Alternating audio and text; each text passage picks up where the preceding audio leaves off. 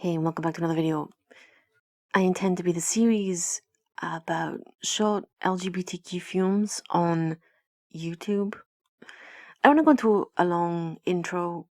Let's just do a little one, but YouTube really was a great invention for people with stories to tell and a voice they needed to project. And with TV and film being especially hard to break into to convey those messages, a platform like YouTube was always going to be a boon to a large section of people who wanted to share their voices. In this first video, I want to talk about Never Have I Ever, a short that premiered on February the 14th, 2020. Some films I do will be older, some will be more recent. It depends what grabs my attention the most. The short is 5 minutes and 42 seconds long and is about Dahlia and Kenzie, two best friends who are about to be parted as one is going away to college the next day.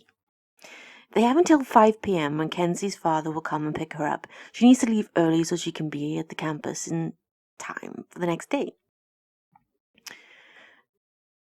We get the pretty big cue that Dahlia is bisexual by the large flag that covers the wall behind Kenzie in this scene. Although in words neither character is ever labeled, I assume both girls are bi, and that is why the big flag is behind Kenzie, is this big clue. Dahlia is sad her best friend is leaving, but before she can hurtle into sentimentality, Kenzie whips out some alcohol. It's always a good mix: sadness, sentimentality, and booze. They reminisce about a party Kenzie threw at Christmas time during their sophomore year. Apparently, a game of spin the bottle was all the rage back then, and Dahlia is still a little hung up on the fact that Kenzie made out with someone named Ashley. Time to let it go, Dahlia, okay? Just let it go. To take her mind off it, Kenzie suggests she's the greatest at Never Have I Ever and they should play. Dahlia insists Kenzie isn't that great at it and the winner should buy the other a supplementary Christmas gift. So of course they play because that's the name of the film. They have a few hours left until Kenzie's father will arrive, so time passes by and they play Never Have I Ever. Then Dahlia looks at the clock and it's 2 minutes till 5.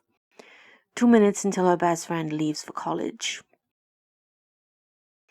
So Dahlia gives her Never Have I Ever Been in Love. You know it was coming and finally we have it, but what does it mean? Well, it seems Kenzie knows. She gets this look on her face, but her father arrives. He's a minute early. Wow, Dad, how did you manage that? I was lucky if mine even turned up, and if he did, he was half an hour late. Anyway, enough of my deep-rooted issues. Before she leaves, Kenzie takes a drink. She's been in love.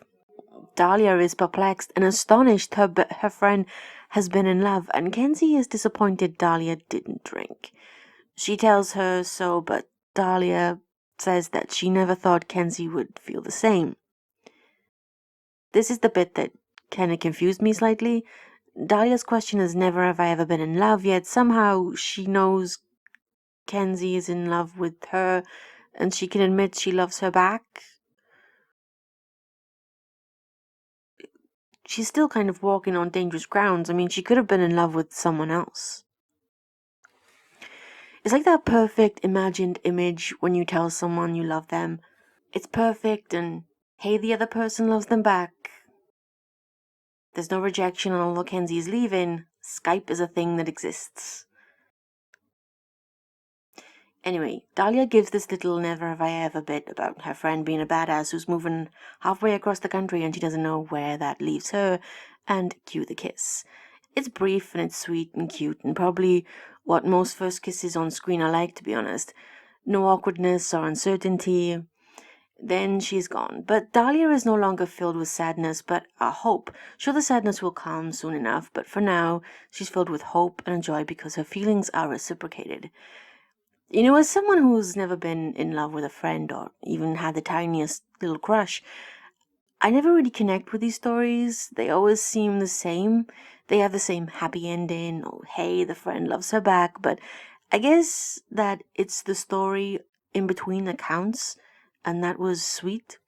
It encapsulates that fear of losing someone who has become so much a part of us that we know them just as well as we know ourselves.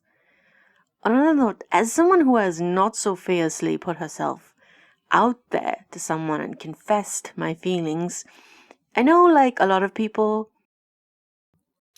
that the happy outcome isn't usually the consequence. That could just be me though, so let's move on. I find sometimes the overhyped fairy tale ending can be a little too unrealistic, and the more we see it depicted in books and films and other media, then it tends to fill our heads with ideas that won't happen to us. As I say, this could just be me. I understand the desire for a happy ending, and as this film has a sequel, we will have to see what will happen next. The sequel, I feel, will deal with a long distance relationship, especially one that's still finding its feet. I'm not going to rain on that idea because, especially in these days, more and more people are finding relationships online, whether that's a dating app or a mutual they meet on social media. And while long distance relationships must most certainly be hard, I think if two people are committed, then they can absolutely make it work and have a happy ending. Now I'll go away and exit my love guru advice mode because we all know this is a role I should never play under any circumstances, and please never take any of my advice. Until next time, stay safe, take care, and I'll see you in the next one.